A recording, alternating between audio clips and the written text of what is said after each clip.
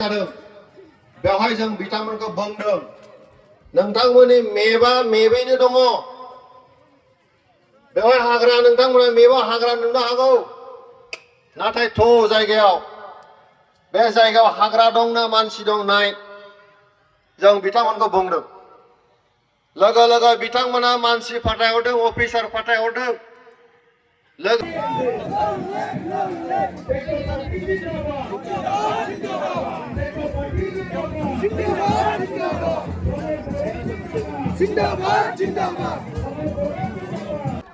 जोंनि बिश्वनाथ जिल्लायाव 14,000 भटार्स दङ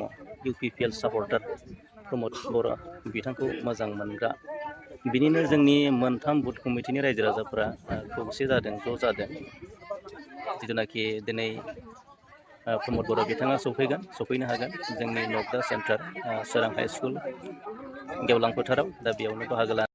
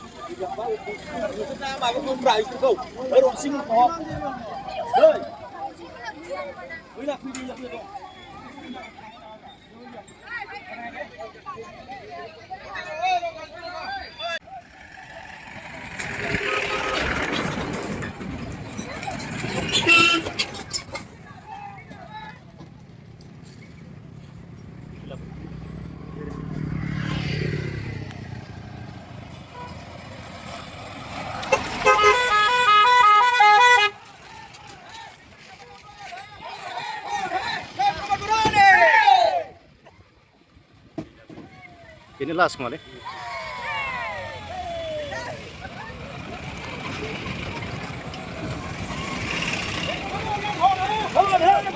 Bikin lapu.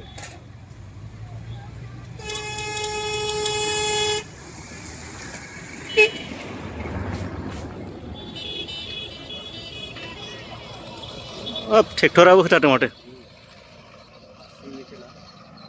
ग्रीन बर्डरलैंड मिशन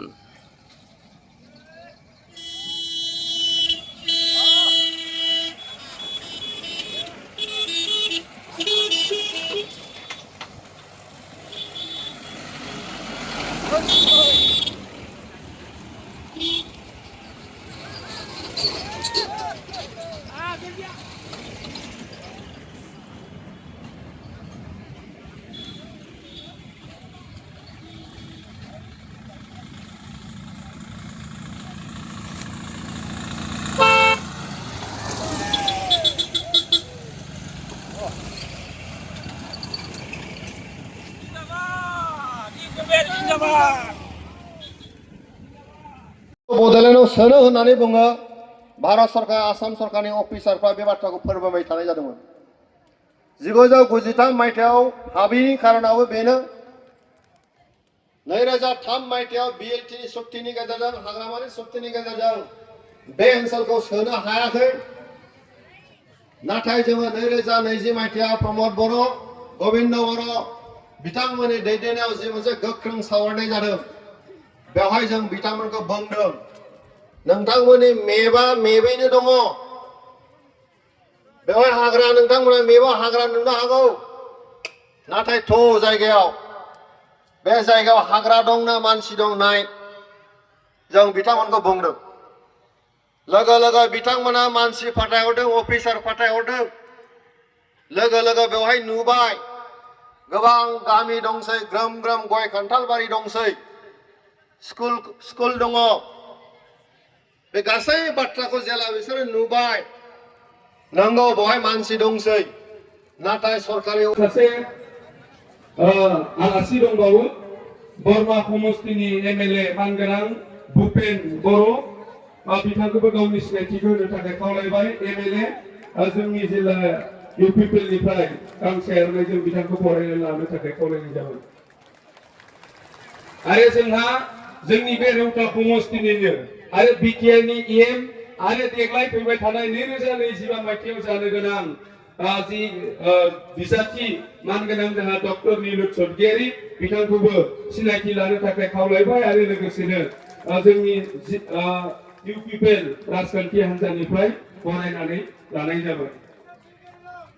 आरो जोंहा सासे दङ आइजो गांखंनि सासे नेहाथारि गाहाय नेहाथारि हेलेना दैमारि बिथांखौबो गावनि सिनायथिखौ लानो थाखाय खावलायबाय आरो गांसे आर'नाइजों बरायनानै लानाय जाबाय। आरो जों CWC मेम्बार बर्मन बाग्लारि बिथांखौबो गावनि सिनायथिखौ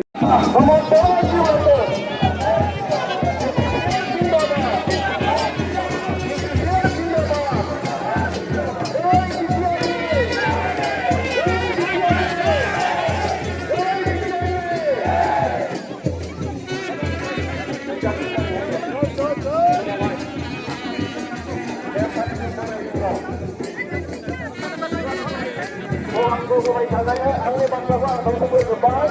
उनाव लोगो मोनबावगोन अनखौनो मोजाङै होलायलायदों।